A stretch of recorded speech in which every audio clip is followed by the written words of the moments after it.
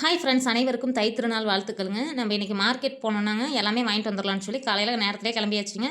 தலைவாசல் market தான் போயிருந்தோம். அங்கே போனதும் ஒரே இடத்துலயே எல்லாமே இருந்ததுனால தாங்க எல்லாம் வாங்கிட்டோம். காய் வாங்கிட்டு ஒற்றைப்படையில தாங்க காய் வச்சு சமைச்சு சாப்பிடணும் அப்படின்னு சொல்லி சொல்லுவாங்க. 21 வகை இல்லைன்னா 17 அந்த மாதிரி எல்லாம் போடணும்னு சொல்லி சொல்லுவாங்க.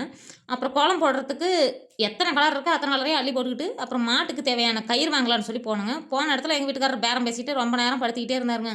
இதை எடுக்கலாமா அதை எடுக்கலாமா அப்படின்னு சொல்லிட்டு பொம்பளைங்க தான் லேட் பண்ணாங்கன்னு பார்த்தா இவங்க அதுக்கு மேலே லேட் பண்ணிட்டு இருக்காங்க. சரி போ அவர் வாங்குறத வாங்கிட்டு நம்ம வேலையை நம்ம பார்க்கலாம் அப்படின்னு சொல்லி அந்த பக்கம் பானை வித்துக்கிட்டு இருந்தாங்க. பானையை நான் போய் பார்த்தேன். இது வரைக்கும் நம்ம வந்து பானையில் பொங்கல் வச்சது இல்லைங்க.